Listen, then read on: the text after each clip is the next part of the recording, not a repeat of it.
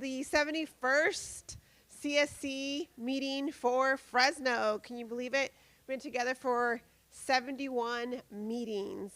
We're about to get started with tonight's meeting. Before we jump into the meeting itself, we want to make sure that we cover some logistics so that we can ensure that we have accessibility for everyone that's present tonight. So we do have folks that are monolingual Spanish speakers who need the simultaneous translation. So want to make sure that you can hear in the device. So I'm going to pass it to Estefania to give us some instructions for how that works. And she'll provide instructions in both English and Spanish. Hi, good evening, everyone. We're with Linguistica. So today we'll be offering simultaneous interpretation. So if you don't speak Spanish, please make sure you grab a device or raise your hand and we can give one to you right now. We'll practice in a couple of seconds. I'll just explain the instructions in Spanish as well. Hola, buenas tardes. Estamos con Lingüística y el día de hoy vamos a tener interpretación simultánea. Así que si no tiene un dispositivo y prefiere escuchar en español, por favor de levantar la mano o ver a una de las intérpretes que va a estar afuera. Así que vamos a dar instrucciones solamente para calar y probar el sonido. Así que en este momento deberían de escuchar todo en español, pero en unos segundos van a escuchar todo también en su lenguaje de preferencia.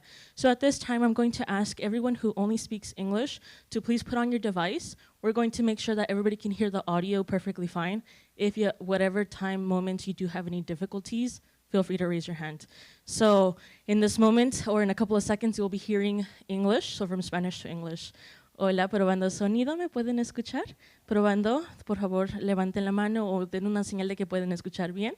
Perfecto. Así que es como va a manejar la reunión del día de hoy. También va a ser lo mismo para el inglés al español. Muchas gracias. Thank you, Estefania. And a huge shout out for our translation team who's been with us the entire time. Thank you. All right, well, thank you all for your commitment. Your participation in these meetings are critically important to ensuring that this work continues to move forward. I know we're reaching the 5-year end of the first 5 years of AB 617 implementation. Your commitment has allowed you all to implement many changes in the Fresno community. We know that you have just scratched the surface and you're going to be confronted by many systemic issues across the state, across the nation. But we are confident that together we're better, and you all, thanks to all of the work that you have done, you all now have a solid foundation. Many of you already had that solid foundation, but you're going to continue to use that foundation to continue to do good for the community. So with that said, I'm going to pass it to Kimberly first to kick us off. I'm like, who's first? Who wants to go first? And Kimberly and I were almost matching today. And so co-host today, our wonderful community co-host Kimberly is going to kick us off to get us started for tonight. Thank you. Good evening, everyone. My name is Kimberly McCoy. I am an Environmental and Climate Policy Associate with Central California Asthma Collaborative. And I can't believe that we are on our 71st meeting. A lot of us have been here since this CSC was formed in 2018, and we are on our 71st meeting. It's just like, wow. Tonight's meeting is a time to reflect on the work that's been done over the past 5 years, as well as to highlight the small wins and celebrate our accomplishments as we roll up our sleeves to keep moving this important work forward to 2025 and beyond. So please take time to pat yourself on the back and acknowledge everything that we have accomplished, but let's roll up our sleeves and let's not forget that there's still work to be done. And I'm going to go ahead and pass this off to Jessica. Hi, everyone. Jessica Olson. I'm the Director of Community Strategies and Resources. First off, you probably noticed, because he's been with you for a long time, Ryan Hayashi is not here. He could not make it tonight, and he's very sad about that. I promise you he is not leaving you. We have a CSC meeting next month, and he'll be back for that meeting. And I think Kimberly said it best. I really can't say it much more than what she mentioned. Tonight is certainly a celebration, but we actually have a lot of work together to do with you, and a lot we still need from all of you, direction and input and support at the district level, and vice versa. We're going to ask a lot of kind of support and input from your level as well. So that's really the goal of tonight. We, as you noticed, usually in an in-person meeting, we have breakout tables and we kind of walk around the room. Tonight's a little different in that because we all have a lot to do together, we wanted everyone to be in the same conversation together, which meant that you'll notice we have a little bit of a different format. It's not just a PowerPoint presentation, and we're going to try to work with you together to try a new technology out. And if it doesn't work, Kimberly and I have decided that we can pivot and not try this, but we're going to try to work with you to see if we can have sort of an interactive format tonight. So that's one of our goals, but really our main goal is to just try to use a way to get your feedback and input. So thank you all so much for being here, and we're so excited. Thanks. Thanks, Jessica. Before we launch into the work that we're going to do tonight, I want to bring your attention to the agenda items that we'll be covering. So I know we're all used to doing this on Zoom, but just going to ask you to reach out for your agenda that you should see in front of you. What you see is an English on one side and Spanish on the other side. We are going to spend the majority of today's time, so about 70 minutes, talking about the SERP incentive measures strategic planning updates. As part of this presentation, as Jessica mentioned, you're going to have a section where you're going to be paying attention to the slides up on the board, and we're going to ask for an interaction component. And for that component, we will ask you to take out your cell phone. And those of you who have your cell phone, you can connect to the Wi-Fi that's here at the college. You'll see that as SC guest. And once you click on that and join that Wi-Fi, if you would like to be on the Wi-Fi, you say yes, and then it will take you to a website to accept the Wi-Fi connection. If you do not have your cell phone and do not wish to use your Wi-Fi, we do have some iPads. Maricela and the team, if you can see these iPads that we can support you with. As part of this presentation, you're going to be hearing some updates, and again, we're going to ask for your reaction during that time. As usual, during these meetings, we are taking live notes to document your questions, concerns, and documenting action items. It will look a little bit different tonight in that we'll have our colleagues doing the note taking up front, so you'll see that. So if there is an action item or recommendation that you have that you want us to document that somehow we've missed, please do let us know. So without further ado, we're going to start by testing some of the equipment. All right, so those that are wanting or able to use your phones, if you scan this QR code, and if you want help even scanning, your neighbor might be able to help you, will help you. I encourage everyone to participate. I think it'd be fun to get feedback, even if you're not a resident member, a CSC member, if you're a public member and you're here tonight. If you can scan this, and once you scan it, it should take you to this website. And I'm actually going to advance. You can still scan this, but once you scan it, you can test out on your phone, you'll see some options for your favorite ice cream flavor.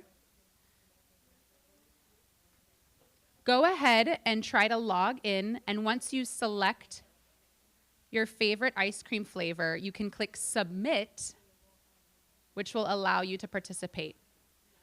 We're going to walk around. We'll stay on this slide for some time while we have folks help you out. And then maybe I'll just look, once you submit your favorite ice cream flavor, give me a thumbs up. So I think we're good. This table, I see a submit. So we're good at this table. You are welcome to participate if you want, no pressure. Have we all submitted? I do understand, I will recognize these could be non-dairy versions of these if you do not eat dairy. I didn't like ice cream until 2 or 3 years ago, so maybe you're opting out of the question. I understand that. And don't ask me what was wrong with me. I have no idea. It's delicious. Ice cream is great. We good? Excellent. Good. All right. Oh my gosh. When we tested this, sorry, I got really excited. When we tested this at work, I was the only one who liked strawberry, and strawberry is oh my goodness. Thank you. This is round of applause. No, I'm just kidding. Strawberry is delicious. I'm so glad this works. So the rest of the meeting, you'll see some variation of this type this will be primarily how we interact. And I'm going to close this. If for some reason you ever get kicked out, raise your hand and someone can help you. And we'll show this again, but just for the sake of seeing the slides a little bit bigger, I'm going to close that little QR code. But what I'm also going to do is we are going to ask you, this is a different flavor of a question. You can type in something you're looking forward to in 2025. And I'll go ahead and, just for the sake of reading out loud so the interpretation gets it, I'll read the English answers. But maybe if someone wants to read the Spanish answers as they come up, we can. Yep. And the best part is I don't even have to go back anything. Sorry, I'll let you do that, Rocio. Travel. I hope somewhere fun.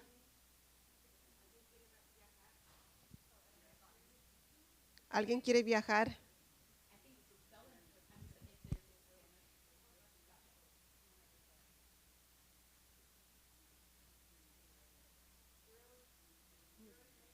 And long life for everyone.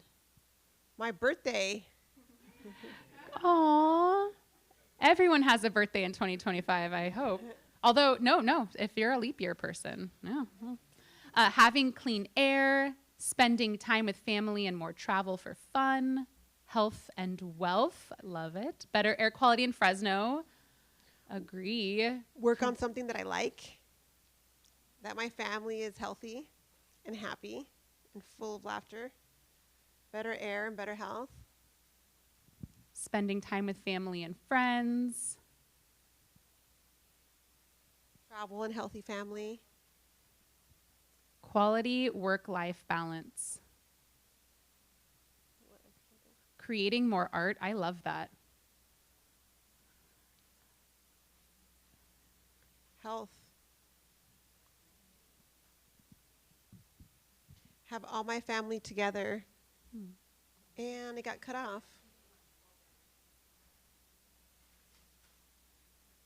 And with lots of health. Travel with family. Lots of traveling for 2025. I like it. I like Take it. me with you. Better opportunities in Fresno, especially for our youth. I really like that as well.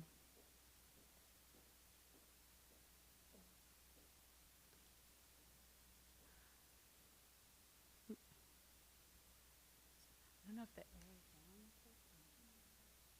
we go. Winning on EJ issues in spite of challenges. And I think there's certainly challenges ahead. Travel with family, and I think that's it. Great. Well, awesome. Hopefully, those are really the two types of questions we'll ask today. But if at any one point we're going to try to, we don't want everyone to just sit here and be on their phones. I think that's the whole world right now, is everyone sitting on their phones. So we're really using this to spark conversation, and we'll kind of call on folks as we go. So our next slide, and if folks are good, we'll probably close out of the QR code. This slide, you don't have to do anything. You just get to sit here and hope that when we press the button, that your name comes up and you get a district umbrella. Later on, we will be also raffling off is that an electric trimmer? And an air purifier for free. So the winner of the umbrella, which hopefully that means rain, and if they're not here, you must be present to win. It really spins, doesn't it? Oh, sorry. You're going to have to tell Nayamin that she wasn't here. All right. Remove entry would probably be. There we go. All right. Let's try again. It is, yeah. Also, it really spins.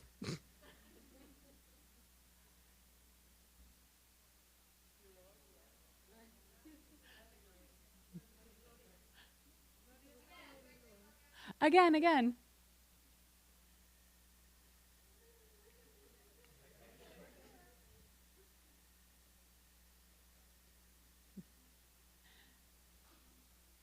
Okay. This time, fourth time's a charm. If it doesn't work after this, we might make some edits to our list for those that are here. We were hoping.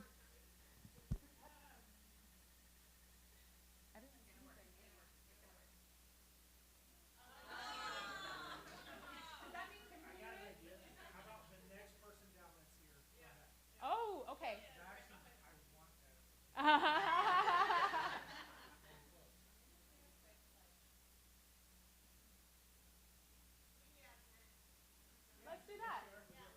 You know what? It's pointing at Lilia, and I think that means that Lilia won. Yay! There you go. You're welcome. However, we can, behind the scenes, yeah. We will edit, the next time this comes up, it will only be all of you who helped attend our meeting tonight. So, all right. Okay, so Kimberly mentioned it, I've mentioned it, but one of the things that we really especially want to do tonight, we're just moving forward. And a lot of what you all did at the last meeting was give us support and direction for the next steps in the SERP. As a reminder, the SERP is meant to have a big 5-year milestone. And I think a lot of folks over the past few months have really been working with Ryan and our team to talk about how that means measures that are complete. We've said these are complete, we're moving forward, but the measures that aren't complete, we're not abandoning them. We have money that needs to be spent in this community. We have measures that in some cases just got off the ground, or we have measures that have been going so well that they need more funding. And in some cases, all 3 of those are true. So we just wanted to give you a brief update before we dig into the rest of the measures on some things that we've done since we last saw you. So 2 big things that we did were reallocate funding for measures for all of you to support really high priority measures in the community and for residents. The first is that we added funding to the urban greening measure. We actually more than doubled the measure. There was funding, as you talked about last time, in the under fire charbroilers measure for a variety of reasons that wasn't moving forward. You all supported us moving all of the money out of that into one of the measures that not only has been moving forward, but is such a great benefit to the community, and you have all expressed is one of your higher priority items. So we did take that to the governing board, and they approved the shift of $1.2 million. Similarly, we have not seen movement in the public fleet vehicles measure, and you all supported it. We've seen tons of movement in the residential vehicle replacement measure. So what we did is we took to the governing board a shift of that $4.6 million. That means so many more people can get into new, clean, hybrid or electric vehicles. But what we did there a little bit was say, however, we will continue to work with public agencies as needed and as they still come forward and still see if there's an opportunity to get those folks into cleaner vehicles, but primarily focus all of that funding as necessary on the residents. And if the residents take up that $4.6 million, even better, because they're replacing very old vehicles in this case, and that helps our community out a lot. So we just wanted to let you know that the board has approved both of these things, and we're really, really excited about that. We go to the next slide. The last thing we talked about at the last meeting, and we'll get a little bit of feedback from you today about outreach, is we talked about expanding our residential air filtration program. And that expansion would go beyond just the residents in the community. Folks, and this was truly, in our minds, driven a lot by the Shafter community. They were pretty adamant, and we appreciate that you all supported the same thing, but really wanted to make sure that we covered some of the other sensitive receptors in the community. We have measures for school air filtration, which is like for K through 12, and we have measures for residents. But what about the preschools and some of the elderly care facilities? So we took an item to our board to expand the eligibility to include licensed childcare and elderly care facilities, and they approved that expansion as well. So once again, that does not mean, if anything, we're still like primarily focused on getting residents through the program, but we have carved out up to a quarter of the amount of money, so $250,000 of the $1 million to be used as we see fit, or as you all kind of help us do outreach for the licensed childcare and elderly care. So thank you all for that support, and definitely huge thanks to the governing board who over the years I think has been more and more like learning a lot, I would just say, from all of you on the importance of all of these kind of unique and really I think one-off measures that aren't really happening across the state. So we're really excited about that. All right, so our big thing today, and we're gonna get into the interactive part, the fun part, is something we did when we were putting this measure or this slide deck together, is we realized all of the measures that we've shifted money to, or that we have a lot of funding left that we want outreach on, are all of the resident-focused measures. Anytime a resident-focused measure has run out of funding, we've come to you all, or you've come to us,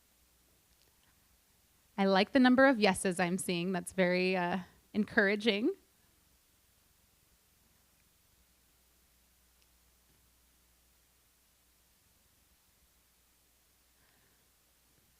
Raise your hand if you're not sure you're eligible. Maybe folks are shy of not being sure. Oh, Our co-host over here, Kimberly. Kimberly, tell us more. Because a lot of the programs go by income level, so that may restrict some of us EJ advocates who sit on the CSC, or just may restrict some residents who live within the boundary. Not all, but some. Correct. So, and maybe this is where I'm checking my panel of experts. By the way, I haven't introduced our panel of experts. We have a variety of folks from our incentives team up here for answering questions just like this. If I'm not mistaken, incentives team, and maybe I am a little bit, of all the programs, replacing your vehicle is income-based. Repairing is not. Lawn and garden is not. Air filtration is not. And fireplaces are not. So for those that might have thought that that might be something that held you back, or maybe you just weren't sure, if you live within the boundary, you are eligible as a resident for any one of those programs. And certainly for those that said yes, just one, I hope at least that one is an air filtration device. We want every single person in this room that lives in the boundary, but really everyone in this room if possible, to have an air filtration device in their home. I think a lot of us have seen the news of what's happening in Los Angeles. We've all lived through impacts of wildfire smoke. That device can really, really, really help set you up to have a clean space in your home. And if you have not, whether you're too shy to raise your hand right now, but if you want to raise your hand, we'll help you right now. But otherwise, please talk to us right after this meeting, and we will sign you up, and you can get your air filtration device sent to your home in a matter of just a week or so. So it's pretty quick. It comes directly to your home, and we'd love to make sure that that happens. No, but I plan to. So I hope that's someone who now just heard me say that and at least plans to get an air filtration device. We do understand some of the other things like wood-burning fireplaces or lawn and garden equipment require you to have something old to replace. So it's certainly possible that not everyone partakes in that for that reason. All right. Yo, please, sorry. Oh, we're going to get you for... Just a question on the fireplace one. I was wondering if people aren't participating because it takes a long time to get the money back, you know. Does anyone who's a fireplace? I participated where I live, you know, in the fireplace one, but that was my main thing is that it took a long time to get reimbursed. That's a good question. So maybe I'll pass maybe just to someone on our team to talk a little bit about the process, because that's a good good question, just a good reminder for folks about the process that it takes to go through that program. Hey, I'm Terrence, so I work for the Grants and Incentives team. One of the main things with the timeline on that is, you know, like we were saying, no one really thinks about the program until it actually gets cold. So during the busier time, we just have tons and tons of applications, and so the processing may slow a bit, but we do get the vouchers out to you. We try to get that out within 2 to 3 days, and then the payment portion of it, we are getting better. We hear everyone as far as their concerns and things of that nature, but we're trying to get to everyone and make sure you're getting the perfect payout at the perfect amount of time, and make sure that you're getting the device that you need as well. So what I always say is the sooner you think about it, the better. You know, you could be sitting around your house in July, look over at it, you can still apply. So the sooner the better, and that'll help out with your timeline on that.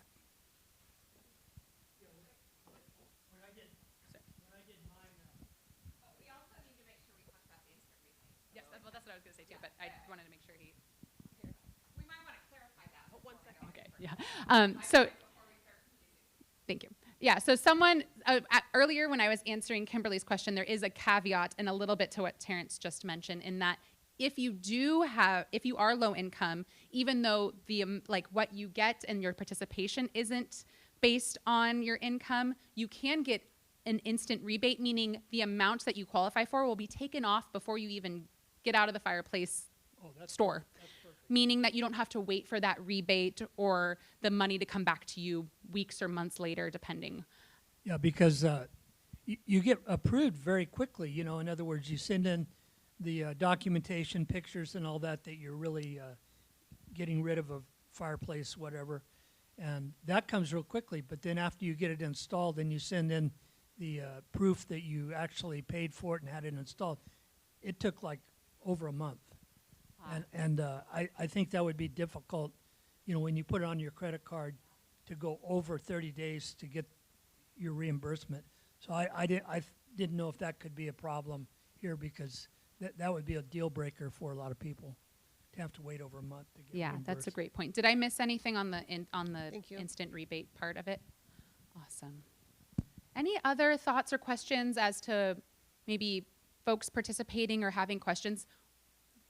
If you are not shy, I encourage the question now, because it's probably a question someone else has.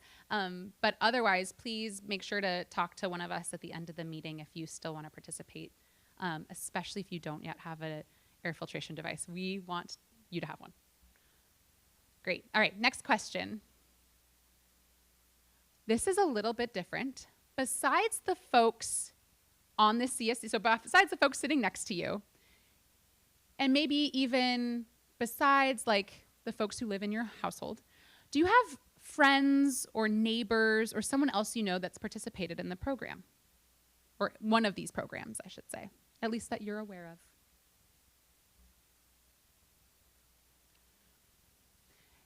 And you probably already can start to see why we would ask this. I see a lot of yeses, which is really encouraging. One of our thoughts, and you'll start to see it here in a minute, is we want to know how to keep empowering you all, because we are doing what we think is good outreach based on the input we get from you. But I was about to say about exactly half so far. You maybe aren't sure, but it sounds like maybe don't think that you maybe know someone outside of the folks in this room that have participated. And one of the things we really want to start to do, especially this year, is to empower you with whatever you need to help make sure that you now into this year, like our New Year's resolution together is to know someone who participated because you got them to participate. You got your neighbor an air filtration device by helping them sign up. You got someone in your community to attend an event to repair their vehicle or to replace their vehicle that they never thought was possible with the amount of funding we have. So this no tells me a lot about what we can do to help you. And then you'll see in the next few questions, and I'm going to have folks raise some hands. In a moment, though, for those that answered yes, does anyone want to let us know that you know because you helped someone get a grant? Did anyone sign folks up? Nazreen, do you want to talk just maybe about kind of what that was like and how you kind of encouraged folks, what you talked to them about? We have a mic right behind you.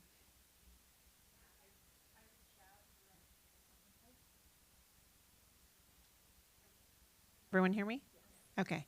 I reached out to a couple of folks that I knew could use the air filtration devices, and I knew were in the area.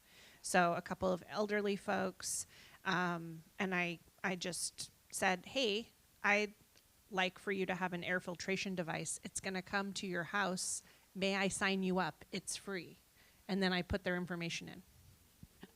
So I did it for them, just kind of like how the team would probably do at an event, because it doesn't ask for a whole lot of information for the air filtration. And I got their permission and I did it.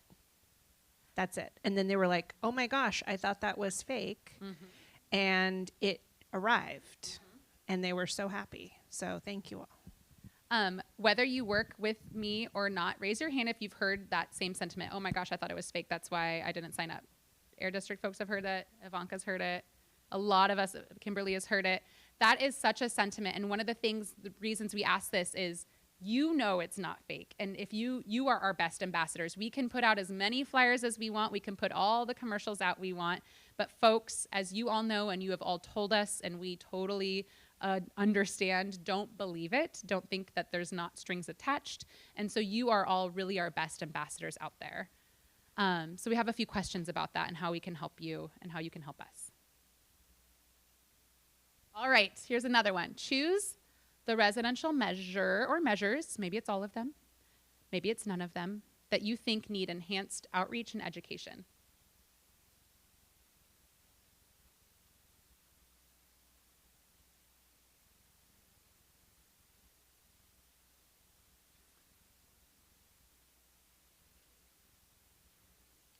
And don't forget, every time I do this, by the way, we've practiced this with our team, press submit, because that always threw me off. I was like, it's not showing.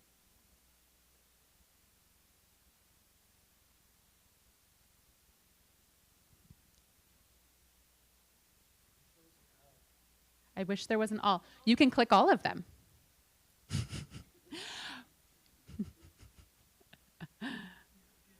You can choose as many as you think, and maybe it is all of them. I definitely think, even from our conversation so far, I would have guessed that wood burning would have been one of them. And I do think sometimes, because of the nature of it not being something folks think about every single day and every single month, I think Terrence nailed it. It's that sort of, it's cold and I think about it, but maybe not all the time. But truthfully, I think to what you are all saying here, it sounds like maybe just still a lot of outreach is needed. And I think that's a testament to what you all just said about knowing other people that have participated in the program. Kimberly, please, yeah. Oh, I think we're gonna go Kimberly and then. Even with the residential vehicle replacement, because the rule is changing to where we want everyone to be in an electric car by 2035, 2040, a lot of our residents may not be able to get into those type of cars. So having education and outreach about the vehicle replacement and vehicle repairs will be very imperative to this community, especially our residents within the AB 617 boundary. And not just in Fresno, but in the other selected AB 617 CSCs as well. One of the things that we, I think about once a month, have sent out because they've held it once a month are the Valley Clean Air Now workshops, where we sign folks up, or they help sign folks up for that program.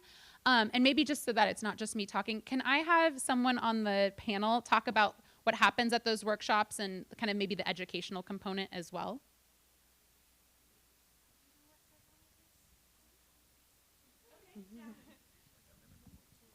Yeah. Hi, my name is Sarah. So yeah, Valley Can, they're our program partner, and once a month at a pizza place in each of the AB 617 areas, they do an informational, very informal meeting, and anyone can go, just ask them questions. You can bring your car that you would like to repair or replace. They can even, take a look at it, get you signed up for the program. It's just a very, laid back approach. You can go and have a conversation with them. It's very informal, but they can help you guys sign up for the program and answer all the questions.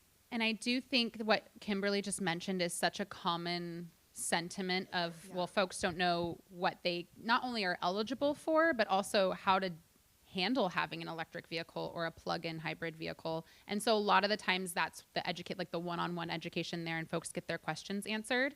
We have been emailing those out, and they post them to a Facebook group, but we'll ask here in a second. But I'm curious, I don't want to lose momentum. Is there anyone in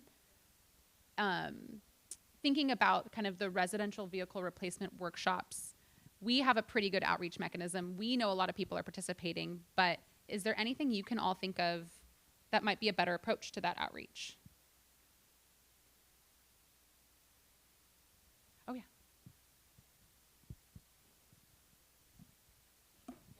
I know she doesn't want to let me borrow the mic, but I'm going to get it anyways. I think one of the things that has that could use some improvement is the follow-up system once somebody does apply or does go through the process as to when incentives are available or where they are in the process. That's a lot of what we do get from community, because often they're coming back to us if we help them be introduced to the programs, and we're helping them make the calls and make the connections. But I think it would be really nice if, on behalf of the program community, we're getting updates. And I don't know if it's happening via text message where they're like, okay, this is the queue, or this is where you are, kind of like Pizza Hut, or just as an example where if they're baking your pizza and where it's at in the process. I think something like that would be really cool, but just a thought. And I also wanted to mention on wood burning, I have a chimney at home, I've never used it. I don't even know if it works, and I think that that's what's held me back from making a call because I don't even know where I'm at with it. Yeah. I think we've noted your outreach example of how we can follow up with folks, and I think that's such a great idea. And so I want to make sure that folks know that that's something that we'll talk with our team about, but also Valley Can, that's the partner we use to do that kind of application process. But can I have someone talk a little bit about what Reina just mentioned about she has something that she thinks might be eligible, she doesn't use it, isn't quite sure for the fireplace replacement, and kind of have we dealt with that? What's the process there? Hi, my name's McKaylin. If you have any sort of fireplace too, we're always reachable by phone. We get people calling all the time about their current devices and they're not sure what's eligible or even what their new option choice is. So we send our guidelines out, we walk you through the process, we walk people through applications daily. So if you have questions, you can always send us photos of your device and we'll walk you through exactly the next steps and what's eligible for you.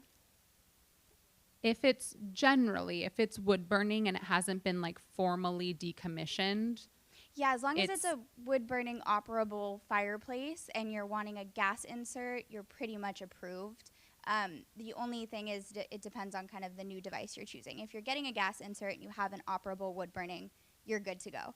But we get into like the guidelines a little bit more when people want different types of new devices or they have pellet stoves or no pipe natural gas. So there's a few things, but essentially if you have a wood burning and you're going to gas insert, you're good. But I think what I'm hearing though, and I love that you asked this, Reina, is that maybe that's just good feedback for us to make sure that that's clear in the outreach that we do, especially in the community where we have so much funding. And, you know, I think all of us know this time of year we still smell wood burning in our communities. I do have a question here.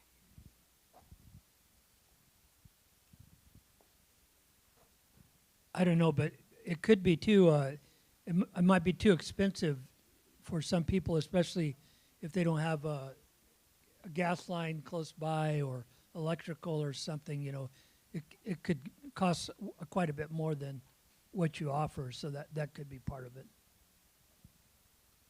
I think that's definitely something we've heard. If you all recall, a couple of years ago, we did increase the incentive to make it to where, at least for baseline device, like gas inserts, it would cover the majority of the cost. We did hear that sentiment and increased it by a little more than $1,000, I believe, per person or per, you know, household.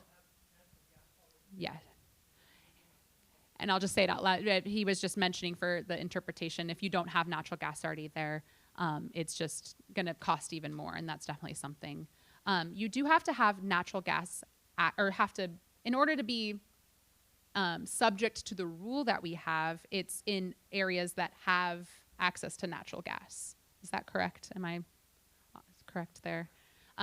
So that, I think that's part of it too, is that on the flip side, we do understand that there are communities that don't have access to natural gas, so that is, you know, probably potentially their only way of heating their home. And so on the flip side,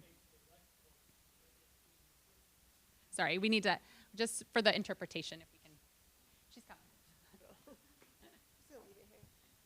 It may I don't know how much the amount is, but for some of the people to afford it, you may have to raise the amount or reevaluate some of the cost involved, like if you have to bring electrical to it and natural gas to it, it just might not be affordable. So right. Maybe you have stipulations if everything's just not there, you know, for the exceptions, or maybe you have a better wood burning option versus the natural gas option that would be better than just burning wood in an open fireplace.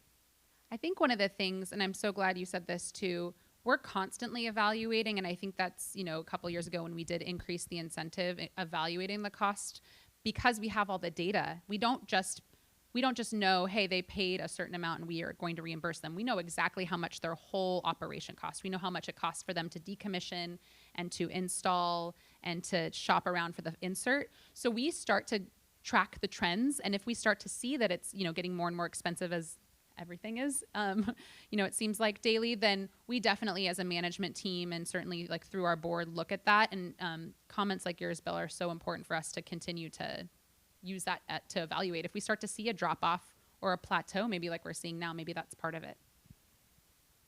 Thank you. All right, next slide, please. Okay, this is where we really, really, really want to hear from you.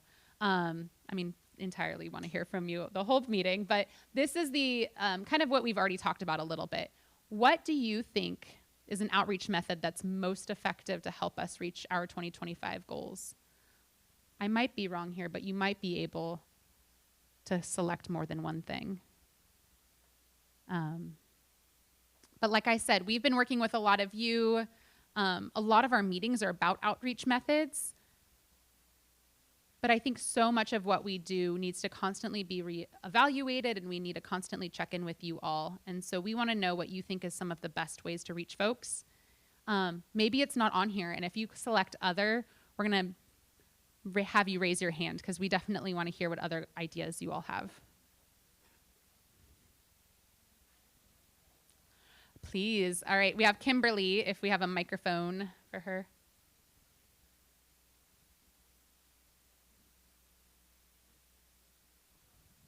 This is a pretty popular trend that's going on right now, but I think the Air District should think about doing a podcast, like talking about, things that are going on within the valley, air quality, the programs that you offer to residents and things like that, and also do outreach for the people, because you can reach a broad amount of people if they tune into the podcast. Just a thought. Kimberly can be our first guest on our podcast. When you said this is really popular, I was a little bit afraid. She was like, you guys can create a TikTok dance. And we've talked about it. A lot of the outreach team is here, and each one of them, I'm sure, they might have a dance ready. I don't really know. But that's such a good idea. Just constantly evaluating, right, like the new media and what folks are doing and how they're connecting to the world. That's such a great idea.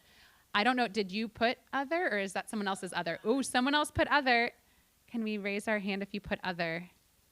Who's that one other? Maybe someone else put it for me. Oh, there we go. What are some other ways that we can increase outreach in 2025 that are not listed here?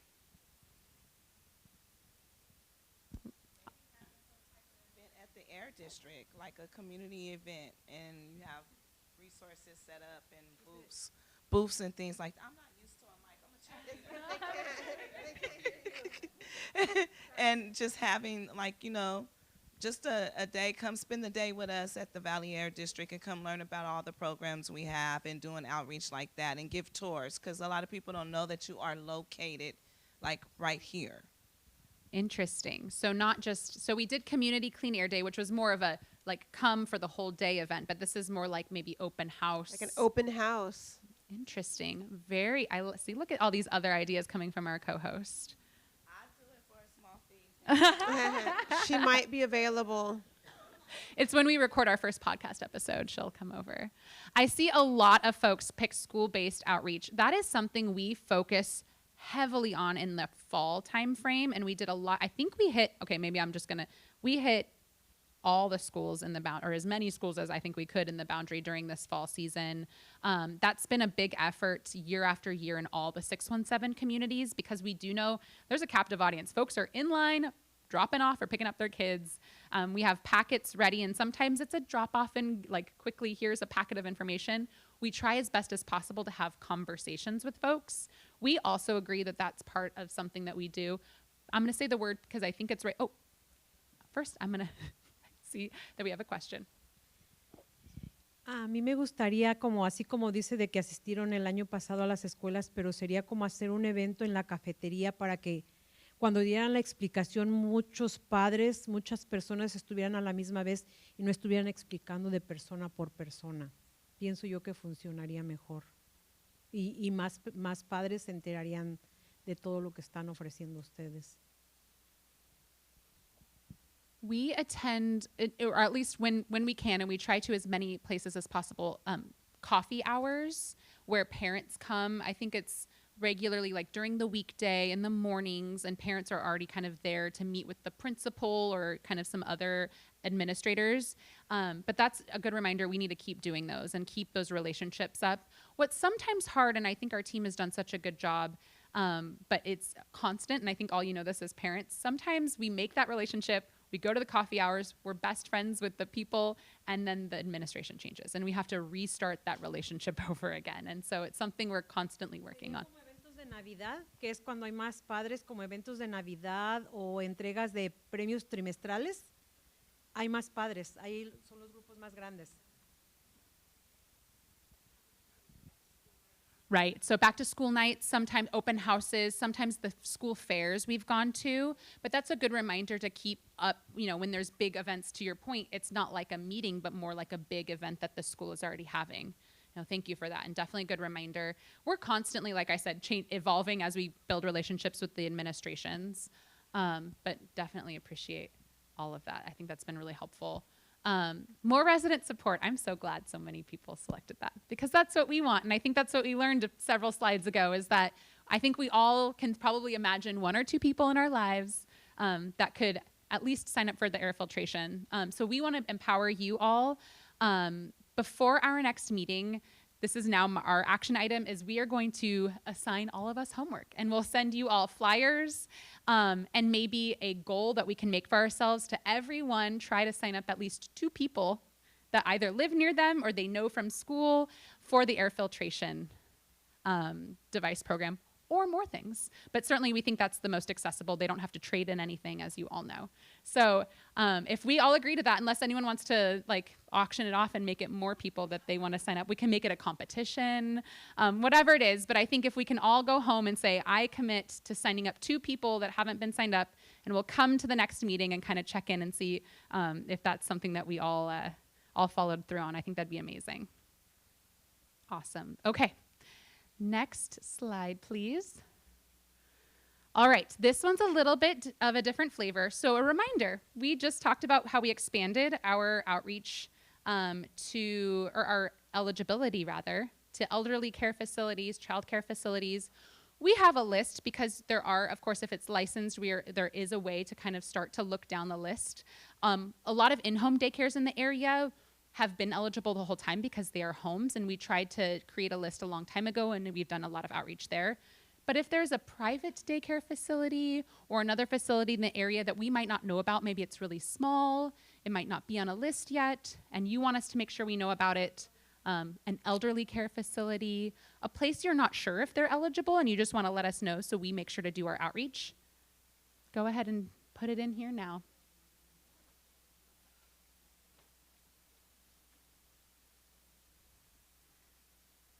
I see Bambi's. And whoever, and maybe if I can have, I'm guessing if I look that up, but if anyone wants to add more information, who put Bambi's?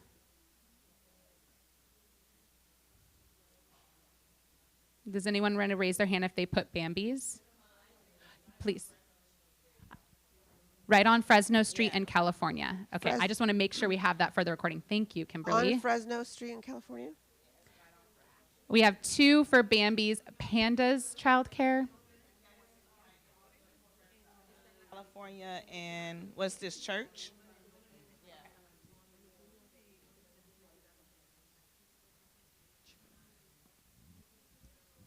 Are licensed group homes for disabled adults eligible?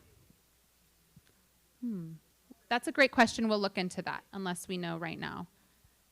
Yeah, we'll have to look into this because this is new, and I think we might be one of the first to implement because some of this isn't already in the CARB guidelines. We'll look into that, and great question.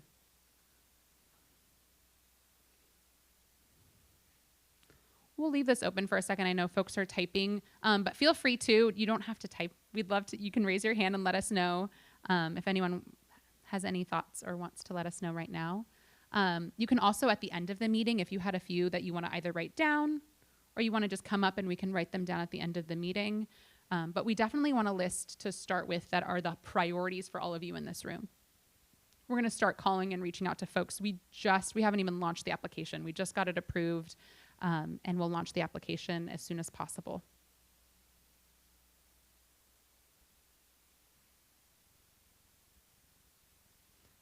I see something that definitely was one of our thoughts as well, are like looking through, working with the Fresno Housing Authority or the Head Start centers, some of our agency partners we already have good relationships with, to identify some of these places as well.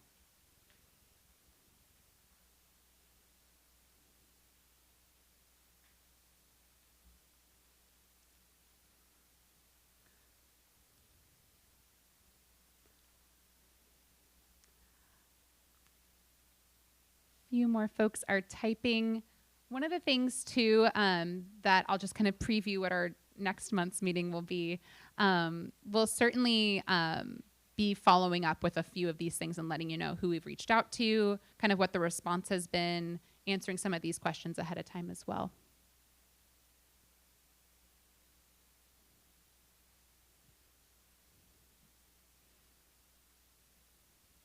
Great. Oh, a couple more folks are typing. Awesome.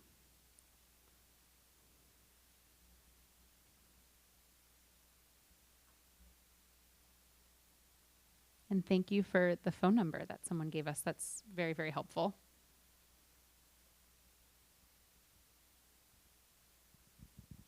And just for the sake of saying it out loud, can someone read the...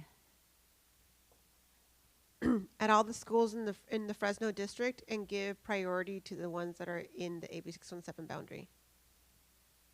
And I will say this expansion right now is actually just for those in the AB 617 boundary, in case there were questions about that. We do have a valley-wide program, and that's still just for residents.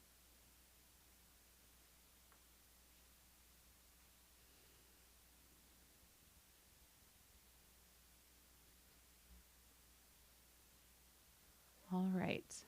Well, this is, oh, and that looks like all of the schools in AB 617. Yes.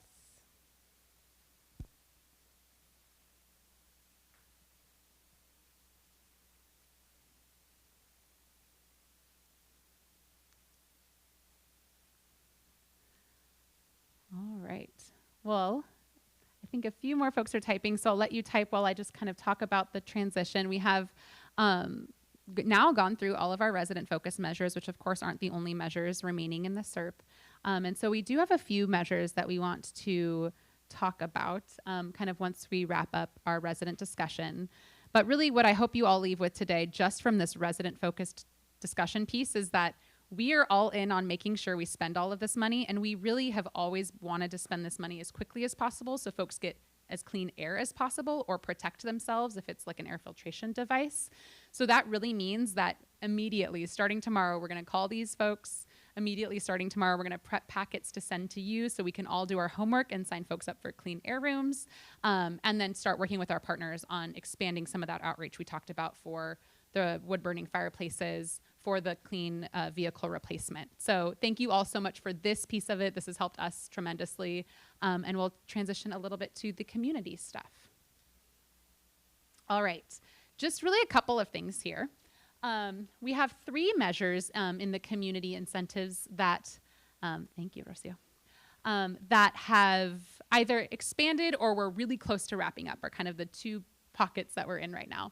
The first is urban greening. Like I mentioned, we are continuing. We already, of course, have a contract with Tree Fresno. They've been working with CCEJN and other community partners on a variety of community projects. With the $1.2 million added, we will just continue to identify more places. And one of the things we'll offer is that over the next few months, as we add that funding to the contract and we start to expand, to be able to plant more trees, we do know that you have all been really involved over the past several years in a trees subcommittee, and we haven't met for a long time. So if folks are interested, we are proposing to establish or just re-establish our trees subcommittee. If folks want to come and help us kind of reprioritize where we want funding. Now we have more than twice the amount of funding, so that just means more places that we can plant. And I think that might also give us a really nice space to talk with Tree Fresno and their community partners about the work they've already been able to do and really dig into the kind of the other places. We've been bringing them to community meetings, but we've only been able to kind of maybe, I think, scratch the surface. So we'll reach out to you all. We'll schedule a subcommittee, and we can talk about how to spend more than twice the amount of money we originally had. Commercial lawn and garden equipment, $20,000, depending on the equipment, might be like one more piece of equipment. But we still do have $20,000 left in that measure. If you know anyone, like maybe you work for the city or you work for a school, and you know of like an area that maintains a park or a school, school grounds that could use, or a commercial landscaper, of course, that can use commercial lawn and garden equipment, please send them our way. We do have a valley-wide program for this as well, but this is money dedicated to your community, and we've been really excited about spending that last $20,000. Finally, school air filtration. We have spent, 31 schools in the community boundary we've worked with Fresno Unified School District. So that's all of the Fresno Unified Schools that are in the boundary have taken up part of this. They're installing air filtration. It's very exciting. We still have a lot of money left. With all of your help and with a lot of outreach, and it seems like we need to continue outreach, but we've been doing a really focused job working with charter schools. And I know a few of you in the area have connections at charter schools. We've been doing a lot of work, but really so far have still actually, even though we thought we were close on one, still haven't seen any that really want to take the next step and participate. And so we really think it's just a matter of continuous outreach, certainly from the district, but if you all want to help us out with that, this is our reminder to you that we have a lot of funding. And if there's a charter school that you even have a question as to whether they're eligible, send them our way, and we'll work to getting them in the program. We really, for this slide, or for this kind of section, have one question for you, if Rocio wants to. One of the questions, I will say originally this question was, have you volunteered? But we realized that we don't know how many volunteer opportunities we've been able to share with you to plant trees in your community. In some cases, the tree planting events are really small. We had a couple, maybe a little over a year ago, that we invited folks to, but I think since then, they've been kind of smaller tree plantings, and we want to go back out to Tree Fresno and say, look, community members want to be involved, if that's the case, but I was guessing some folks would say yes. So if you're interested in planting trees with Tree Fresno, CCEJN is still a partner with them, and they've been doing a great job, not only on the residential side, but certainly in kind of the community plantings. If you're not sure, it seems like there's enough people that have a yes that we're committed to doing a concerted effort to invite you all to work with Tree Fresno to make sure we find opportunities. Several people I can make eye contact with have been at tree planting events, and they've been really fun. And it's just such a great opportunity to see the community, to see a lot of youth attend these events, and then just to also learn about the literally hard work, physical work it takes to plant these trees and just how important they are for the community. So I encourage you. It seems like a lot of people say yes, they want to, so we definitely will make sure that we work with Tree Fresno to make that happen. All right. Okay, so we're about to transition. Oh, Stephanie. Oh, okay. Well, maybe we'll try. Oh, yes, wait. Los árboles. Nosotros siempre hemos estado pidiendo árboles fuera de la residencia, porque nuestra área de AB 617 está sin árboles. Quitan los árboles viejos y no ponen nuevos.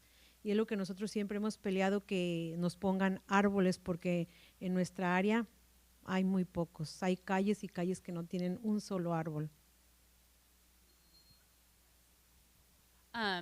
I think and I don't know, I don't want to put Natalie on the spot, but one of the things we worked really closely, not only with Tree Fresno, but certainly with Nyameen and CCEJN, was specifically that. Community members want trees in their yard, or at least maybe even on the city property next to their yard if possible. And that's been something that I know that the group was working with. And one of the benefits of having Tree Fresno is their relationship with the city.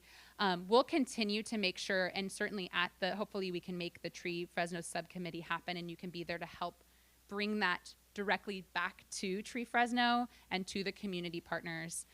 We know that that's definitely still a #1 priority, and that's why we added $1.2 million to make sure we can keep supporting that. Just so that everyone knows too, that money is truly meant for the trees and the maintenance and the continued effort to keep those trees alive so they don't die and they don't have to be ripped out. So that's such an important piece too. And then yes, I saw there was another. Please, can we get Lilia?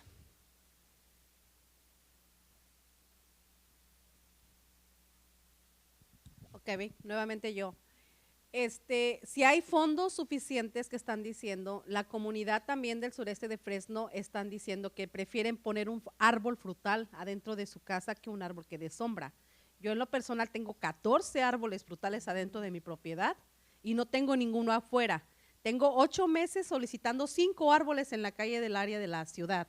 Lamentablemente, no sé por qué no los han colocado todavía en mi área.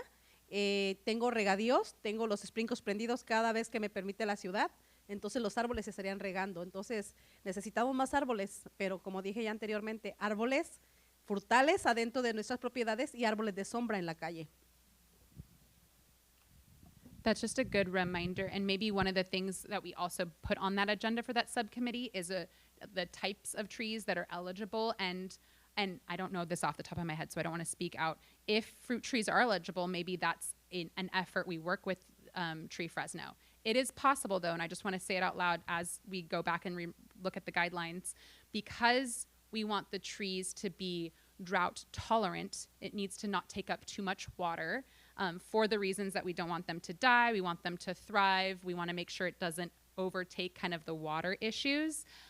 It's possible without me having that it's not eligible. And so that might be the reason why that's not, at least for funding through the state's funding and the CAP guidelines. Reminder, that's the guidelines that we get from the state on how we can spend the funding. It's possible. So I'll look that up and we'll just double check. But thanks for your comment. And if they are eligible, that can be the path we go down. Lots of questions over here.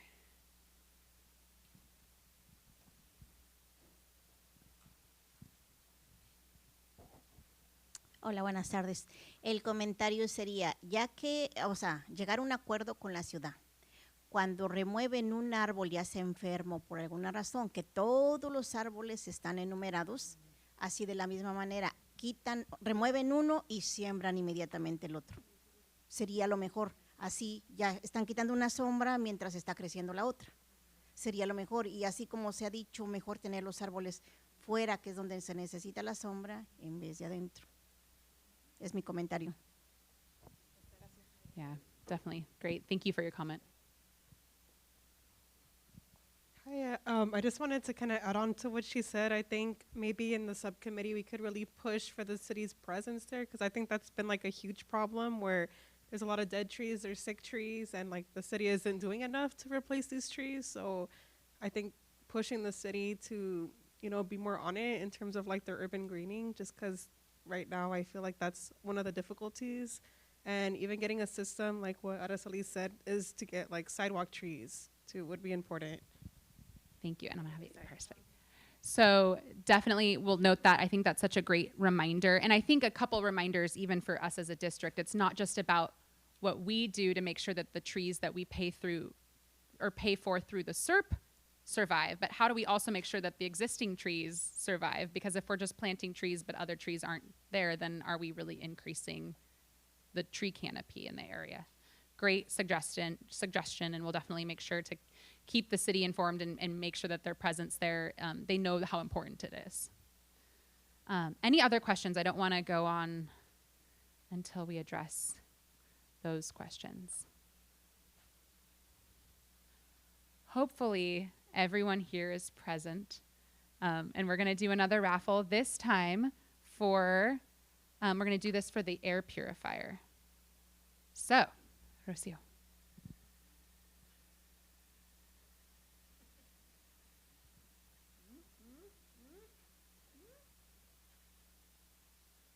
Bill, would you like an air purifier? We'll do it again.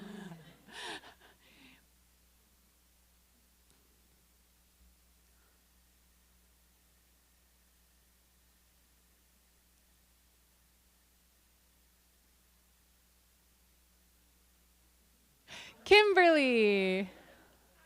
Yay!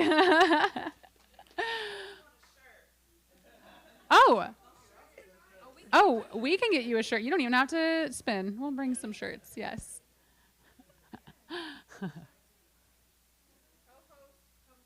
Priority shirts, just in case, looking for co-hosts for next time. No, I'm kidding. Oh, that's such Totally a good kidding. idea, though. We'll ship you a shirt, even if you virtually co-host. That's what we've been missing this whole time. We will get Kimberly a shirt, and for those that didn't hear that over the okay. I am going to now, we are transitioning a little bit, and I'm actually going to pass it to our co-host to help transition us to this next piece, which is a little bit more about partnerships. I think that, unless we needed a pass to the facilitators, but I think we're good. So, Kimberly. At this time, we're shifting to discuss the CERP commitments made by partner agencies, CARB and the City of Fresno. Representatives from both agencies are here to engage in brief discussions on the next steps we can expect as we enter this final phase of the CERP implementation.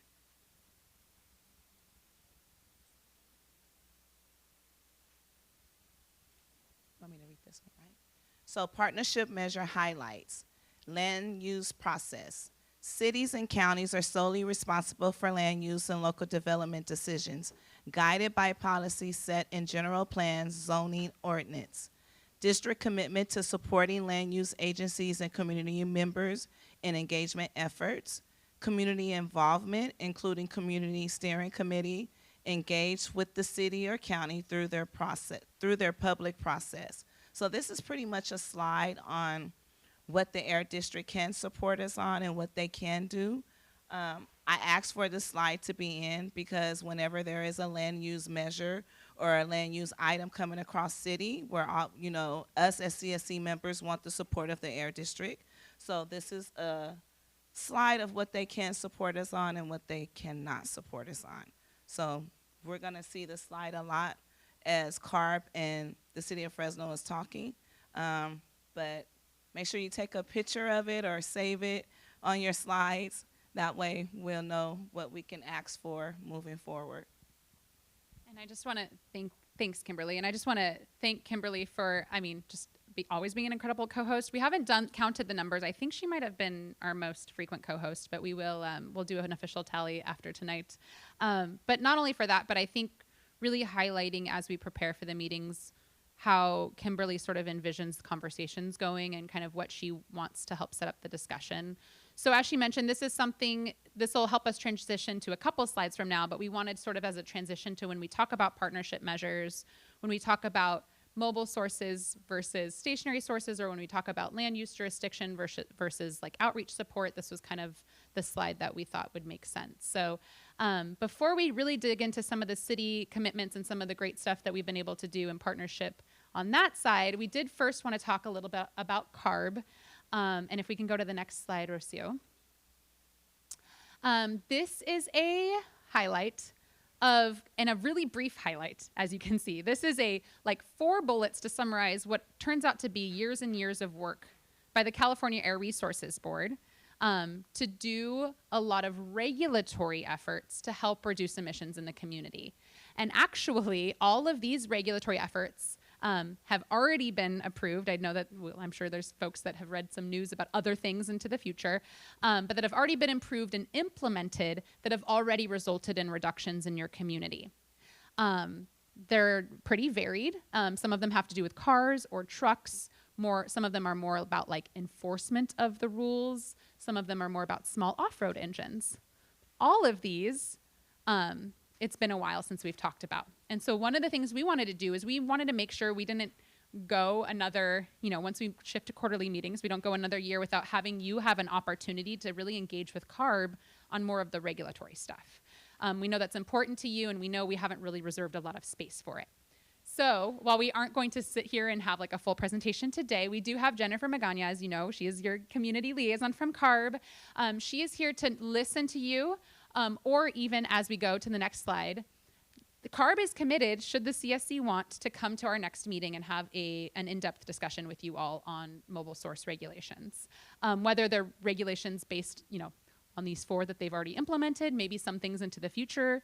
But if we go to the next slide, we want to know, the other piece of it I'll just kind of highlight really briefly is that this is the enforcement side of all of those regulations. So again, lots of really cool stuff has happened on the regulatory side, and then the way that we make sure that folks are doing it is on the enforcement side. So this is just a quick reminder of all of the stuff that they've done with us to help make sure that folks are complying. So with that, you have those in your packet so you can kind of keep referencing it as you answer the next question. We want to know, actually, CARB is willing to come to the February meeting, and we want to make sure we don't just have them present a bunch of things folks aren't super interested in hearing about. So you can type it if you want. If you want to formulate your answer or your question by raising your hand, that is okay too. But because we have CARB here, we want to know what you want to hear from them at the February meeting.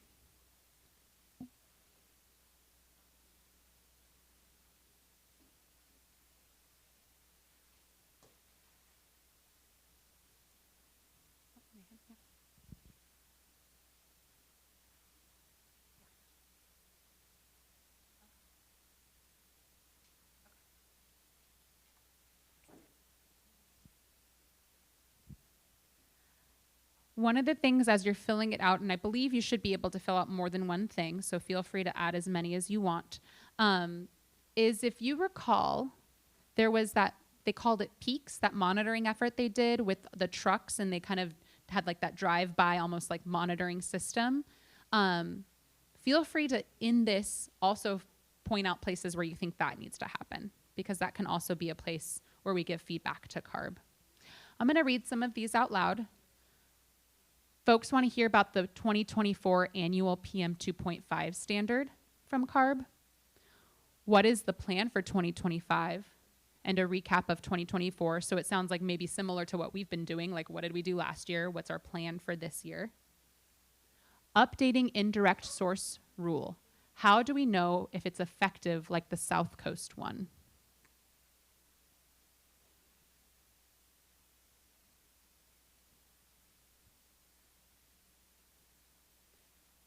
And again, those slides are in front of you if you're like, well, I don't even know what I want to hear from CARB. You can kind of see the types of things that CARB would be ready to talk about.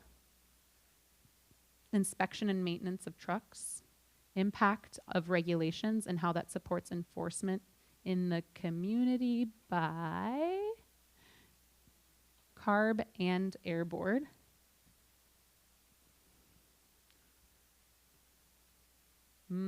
Some of these are great. How are we going to make sure that the air districts are able to still encourage electrification even though advanced clean fleets permit got pulled out? Maybe I'll provide a little context. So basically, the waiver that allows CARB to have some of these rules and regulations generally, but certainly for trucks, will not be approved on the federal level.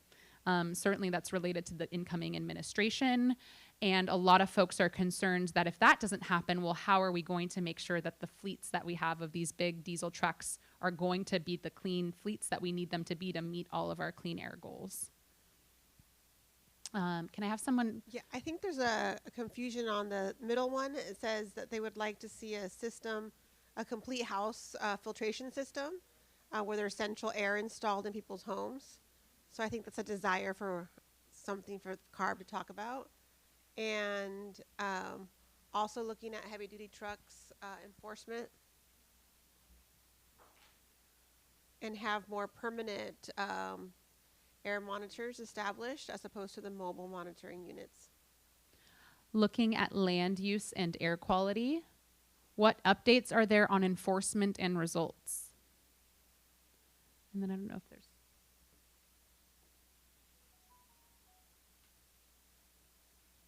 stationary sources remain problematic within the AB 617 boundary. How do you envision protecting the gains you've seen or you've identified when land use decisions undermine these efforts?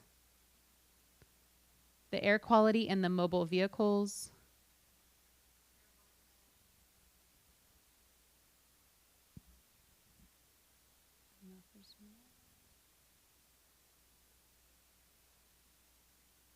Still lots of folks typing. CARB, as you hear some of these, are there any questions from you that you need clarifications from folks on what things you want to bring back?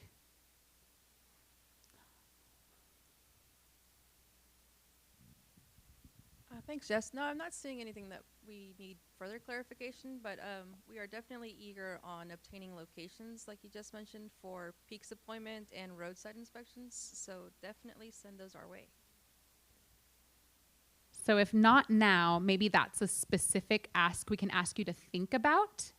And maybe in our reminder for next month's meeting, hey, come to the meeting and let Jennifer, or I'm sure there'll be enforcement folks at the meeting as well, and we'll maybe reserve a very specific space, unless you want to tell us now, and we'd love to hear it, it sounds like. But maybe that's one of the pieces of the CARB update is a saved space for that feedback on location.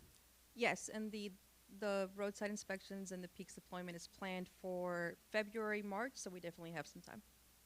Perfect. More on residential air filtration systems. There is still interest in reestablishing the land use subcommittee. Someone mentioned that. I'm glad you mentioned that. That is related to our next set of slides that we'll talk about with the city of Fresno. But certainly, as always, we'll want CARB involved in all of this. There's definitely a nexus for all of us to be present and involved.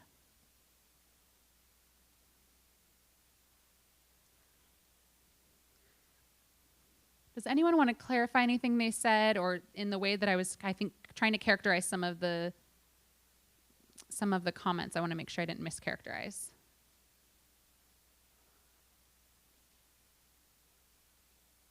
Kimberly, please.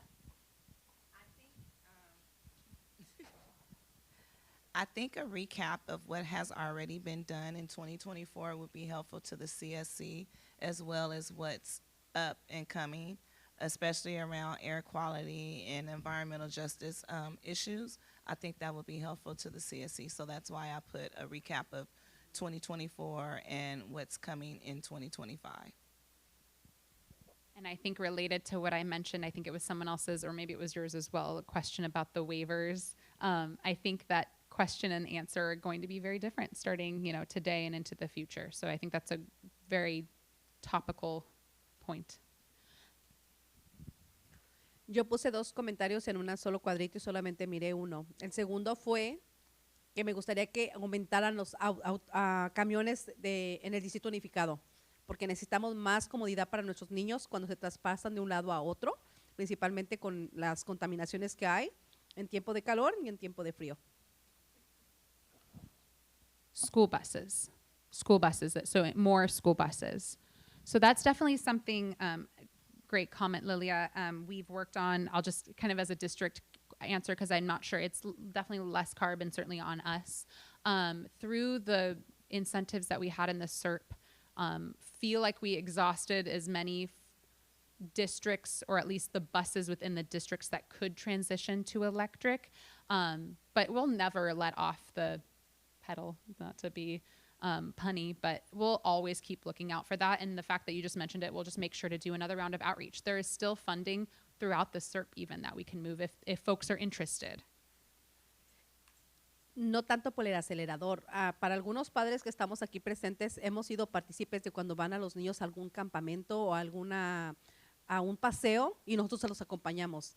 En verdad no tienen aires acondicionados, la verdad no tienen ni frío ni caliente, entonces es feo que está caliente afuera y las ventanas abiertas y los niños pues están pasando eso. Si nosotros como papás los estamos acompañando un momento, se imaginan ellos que cada rato se están transportando de un lado a otro para poder llegar a su escuela y llegar a su casa. Entonces yo pienso que tendría lo ideal que estuvieran con un aire acondicionado bien capacitado en tiempo de frío y en tiempo de calor.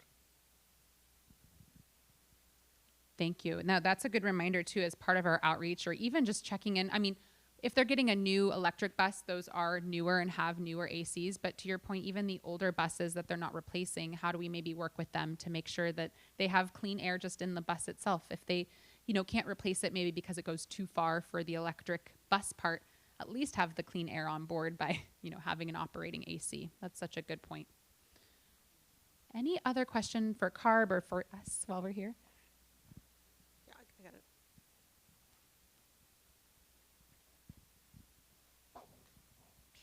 Lo mío sería más bien cómo ustedes podrían ayudar de una manera mejor o más, porque con eso de que hubo el recorte de autobuses, entonces ahora hay muchos niños principalmente de middle school y high school, que sus papás trabajan en el campo. Ellos no, bueno, ellos se trasladan solos a la escuela. Entonces, como ahorita vamos a poner en tiempo de lluvia, que ellos se transportan en el bus de la ciudad, pero tienen que transbordar a veces de un bus al otro. Ahí le espera. Ok, vamos a ponerles que les dan una tarjeta de un pase para que ellos puedan trasladarse.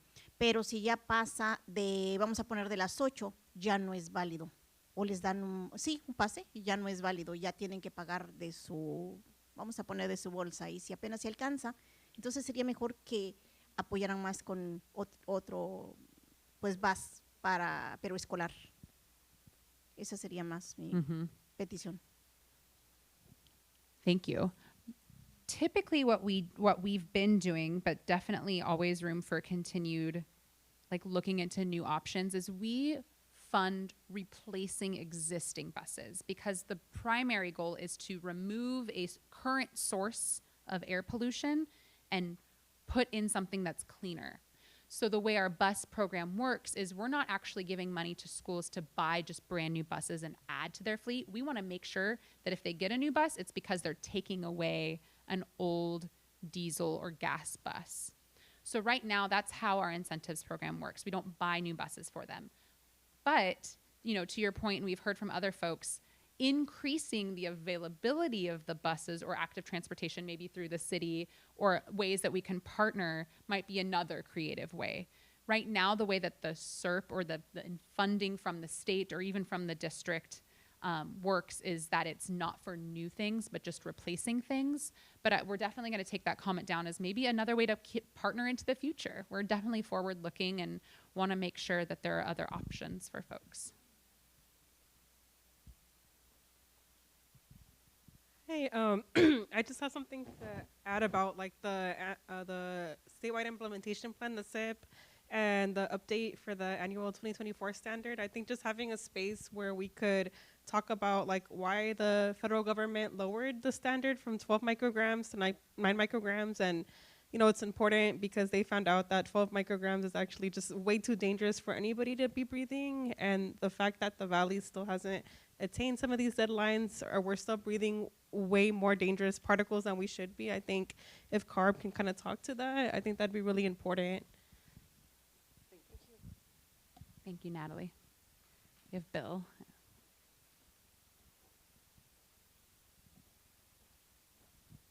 On the bus issue a few minutes ago, if they need another bus, I wonder if it would be something CARB would consider if they keep their old bus and add an electric bus while they're transitioning. In other words, as the electric buses get better. But in the meantime, I believe sometime back there was a discussion on, for example, trucks, that they could keep their old truck while they're getting through the ups and downs with the electric. Maybe they could do that with the buses, because I'm thinking maybe some of the school districts are afraid to get rid of their diesel buses because they can't go far enough with electric buses if they have to go out of town. But if they would agree to use the diesel buses on more of a reserve basis, maybe they would transition sooner into the electric buses if you gave them a time period where when you reach so many thousand miles, then you have to give up the diesel bus or a gas bus or whatever to help them transition into the electric. Yeah, no, definitely. Thank you. Great comment. Any other questions you can think of now for CARB? That doesn't mean when CARB comes, you can't ask new questions, but we want them to come with a presentation that is catered to what you all want to hear. So I appreciate it, kind of ranging the gamut of things that CARB does. So, and just as yes, Amy, please. and just to help us transition, and one of the things that stands out that we haven't talked about is this reminder about CARB maybe presenting on some CARB-specific community gathering strategies moving into 2025 beyond aid. Can you scroll down? Beyond AD community involvement strategies that we've heard about today. That would be great. I love that. Thank you.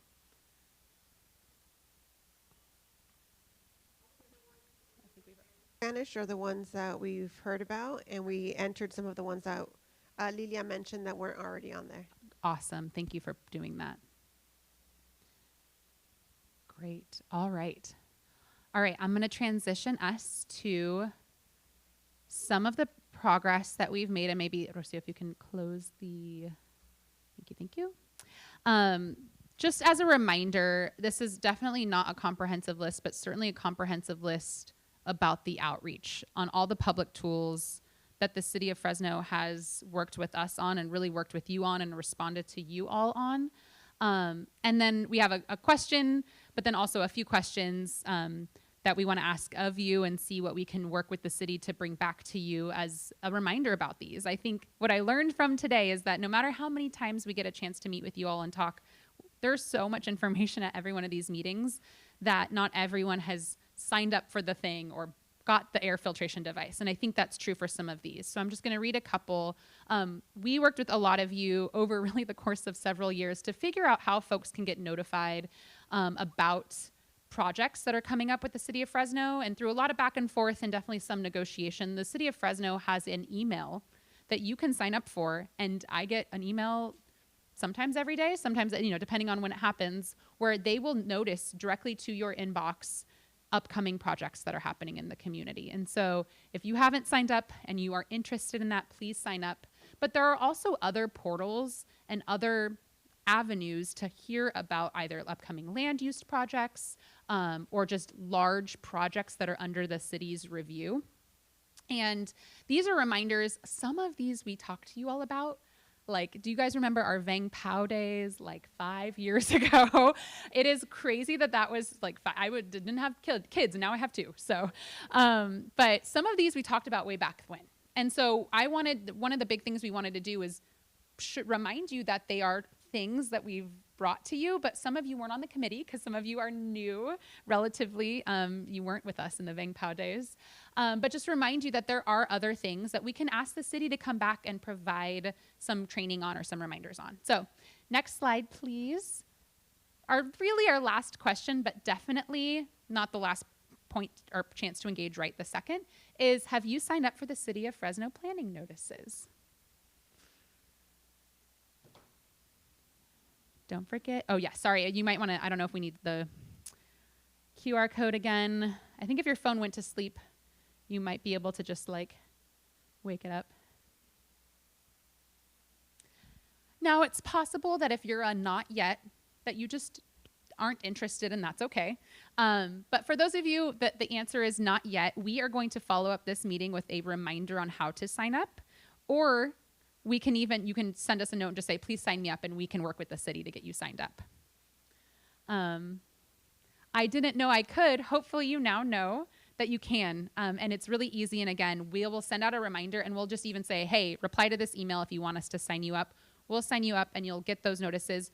On each one of those notices, there's also a, hey, contact us if you have any questions about these. So it's definitely a chance to interact however you need to with the city of Fresno on those planning notices. And a reminder to what Kimberly said earlier about those are the folks you want to talk to about the planning notices. All right, that is our last interactive slide.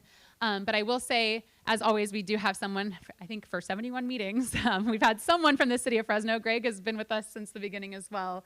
But I mean, maybe just by a show of hands, is anyone interested in a reminder of some of those tools that we shared like 6 years ago from the city of Fresno about how to engage online?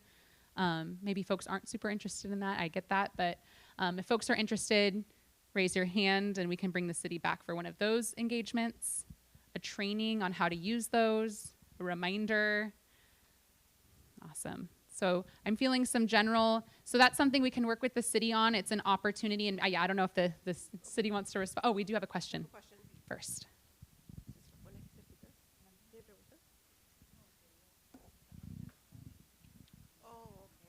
Yes, she's very interested. Excellent. Great. Sorry, yes, I asked for raised hands, so that was probably confusing.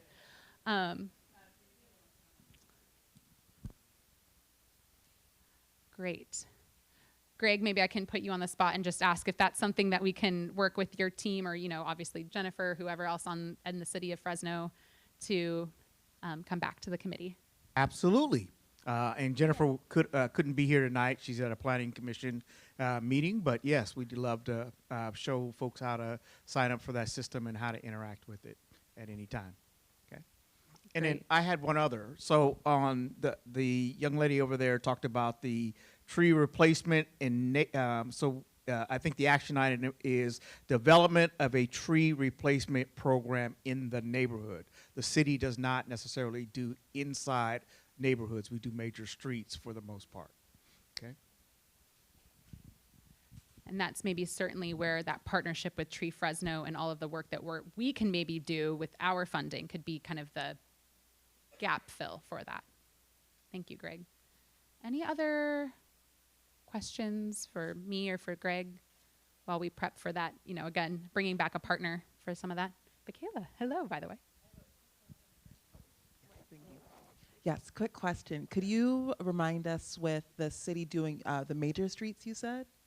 Yeah, could you remind us then who would do the more residential streets? Would that be more like neighborhood coalitions and things like that? Okay.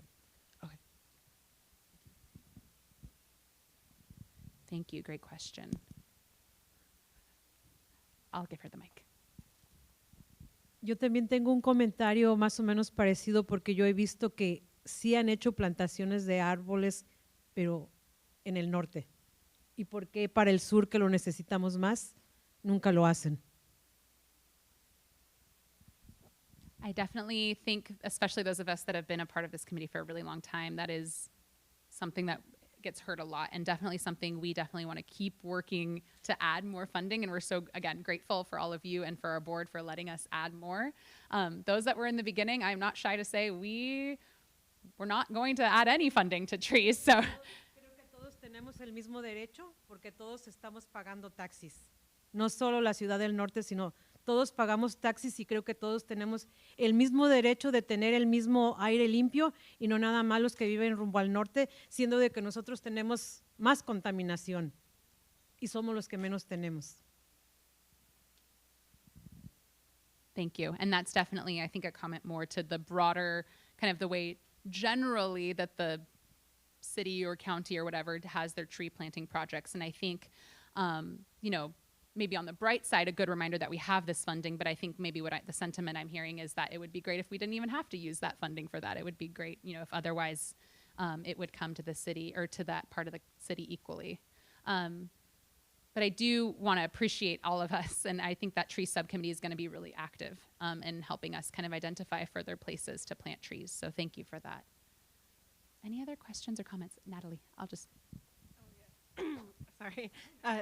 Just two questions for when the city sends out the planning notices, are any of them like in Spanish? And then I do have a question. Can folks that aren't on the CSC, can they be added and signed up for that as well? I do know the answer to the second question, which is yes, they can. I haven't seen them posted in Spanish, but I don't know if I'm wrong in that they are posted. Our planning documents, not, well, if we're doing a community outreach, like the specific plan or the truck reroute, yes, that's in multiple languages. But some of the legal notices may not always be, but I will triple check for you tomorrow. Thank you, Greg, and thank you, Natalie. Great. If there are no other questions, yes, I believe it is time for transition. I don't know if I'm passing it to Kimberly or to Dr. Ramos. Kimberly. Oh. Thank you all, by the way. Just so much feedback and so much for us to take. You saw all the notes, and we're just really grateful.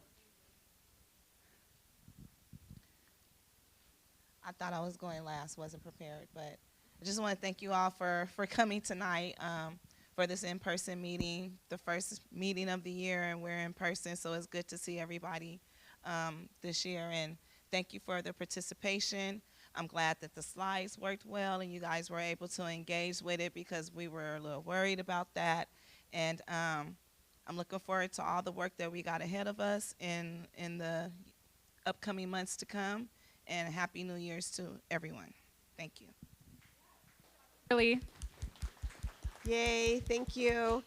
And our next meeting will be on Zoom. So It will be on, I thought I had it memorized, sorry, Kimberly, Wednesday, February 12th at 5:30 via Zoom, and you all have that meeting request and you have the calendar invite.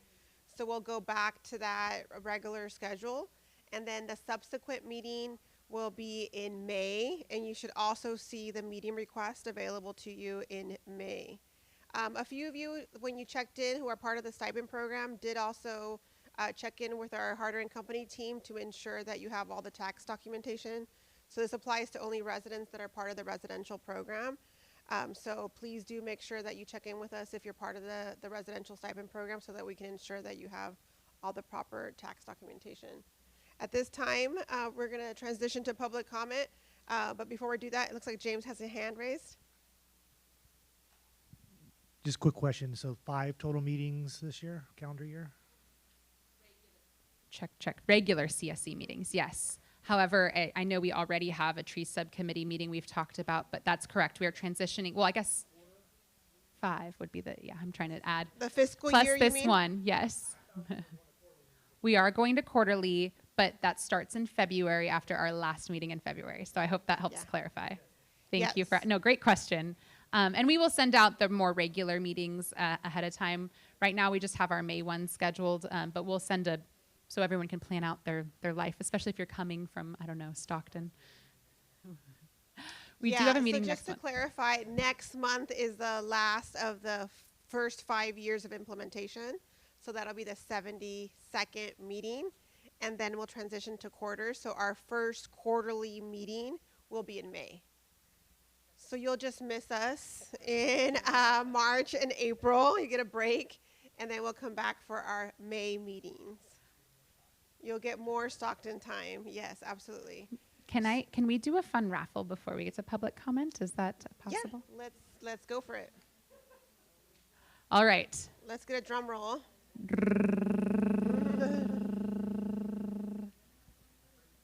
I was going to do that, but it was going to be a really long drum roll. So, Natalie, yay!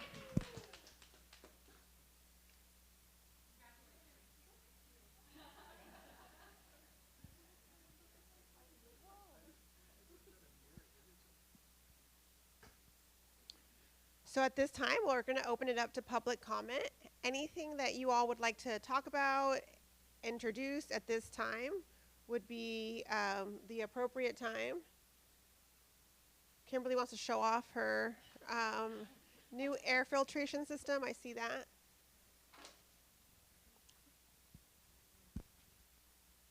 Check. Oh, I know a lot of you were involved in getting this campus to this part of Fresno and this beautiful camp. This is my first time here. My team got to do a little tour to help us set up, but just grateful for a lot of you that I know were a big part of getting this here and making this resource available. And I am floored not only by the campus, but even just the people we've met here today. So I just am grateful for all of you for not only the work you do with us, but the work you do in your community. So thanks for letting us be here today. Round of applause to all your effort and your contributions. Normally at the end of the CSC meetings, we do read action items. I'm seeing the tired faces, so you'll get the action items via email, and we'll have those typed up. We do appreciate your feedback, so if you can give us any recommendations about this in-person engagement, how the meeting was structured, any of that would be helpful, and we'll take your feedback at the next meeting when we debrief today's meeting. Thank you so much, and have a wonderful evening.